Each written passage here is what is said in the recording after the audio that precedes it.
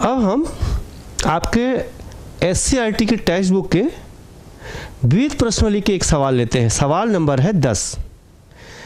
ये सवाल कहता है समुच्चय 1, 2, 3 dash dash dash dash up to n तक से स्वयं तक के समस्त आच्छादक फलनों की संख्या ज्ञात कीजिए।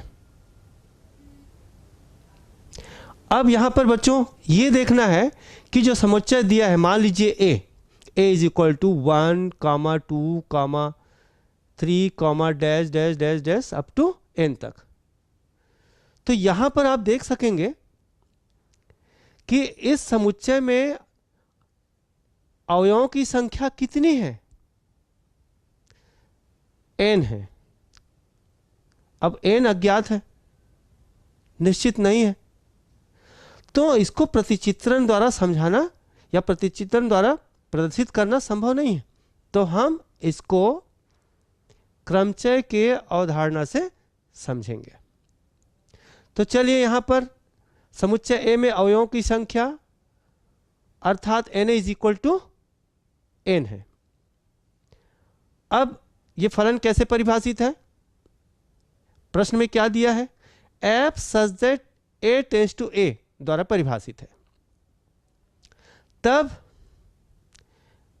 f के a से a तक यानी a का स्वयं से आच्छादक फलनों की संख्या वही होगी जो समुच्चय A के सभी अवयवों को लेकर बनाए गए क्रमचयों की संख्या होगी।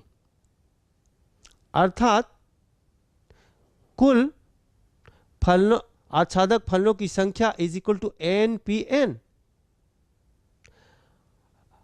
अब हम इसको खोलेंगे तो मिलेगा factorial n upon factorial n minus n is equal two factorial n upon factorial 0। और फैक्टोरियल 0 का मान कितना होता है? 1 होता है। तो इसका मान कितना आ गया? फैक्टोरियल n अपान 1 अर्थात फैक्टोरियल n। अब n अज्ञात है, इसलिए इसके फैक्टोरियल को हम क्रम गुणित नहीं कर सकते, तो हम इसको जवाब फैक्टोरियल n के रूप में रख सकते हैं। अब यहां पर यह बात ध्यान रखना है कि यदि किसी समुच्चय में n भिन्न भिन्न अवयव हों तो उसमें बनने वाले कुल एकैकी फलनों की संख्या npn अर्थात फैक्टोरियल n और आच्छादक फलनों की संख्या भी npn अर्थात फैक्टोरियल n होगी। और ऐसे प्रश्न जिसमें अवयवों की संख्या बहुत ज़्यादा हो तब प्रतिचित्रण द्वारा व्यक्त कर पाना संभव नहीं होता है। तब हम क्रमचय के अवधारणा से हम एकैकी फलनों की संख्या और आच्छादक फलनों की कुल संख्या ज्ञात कर सकते हैं जब किसी समुच्चय का स्वयं के साथ पूछा गया हो तब। बच्चों, अब हम फलनों के प्रकार पर आधारित प्रश्नों को हल करना सीखेंगे। इसके लिए हमें फलनों की जांच कैसे करते हैं ये सीख लेना आवश्यक होता है। तो सबसे पहले हम कि दिया गया फलन f एकैकी अथवा बहु एकैकी, इसकी जांच कैसे करेंगे?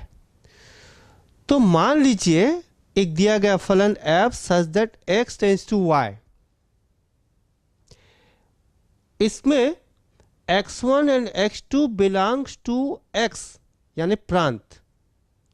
इसके लिए यदि f of x1 is equal to f of x2 there implies x1 is equal to x2 हो, अथवा यदि x1 is not equal to x2 there implies f of x1 is not equal to f of x2, तब हम कहेंगे f एकैकी होगा, अन्यथा बहु एकैकी होगा।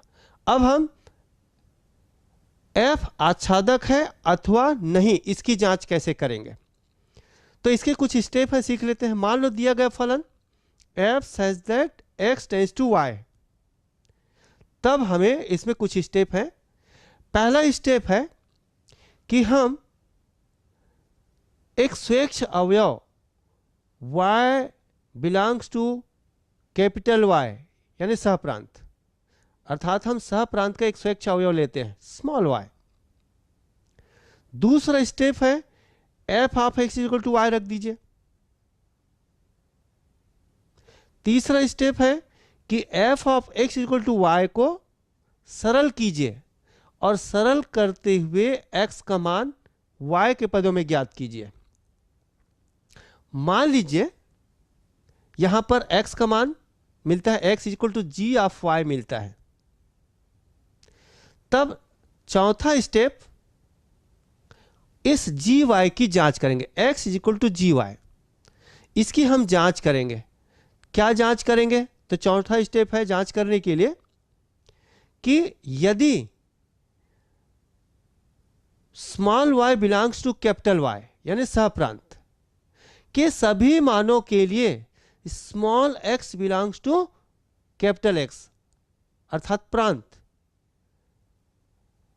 यदि ये मौजूद है तब दिया गया फलन f आच्छादक होगा।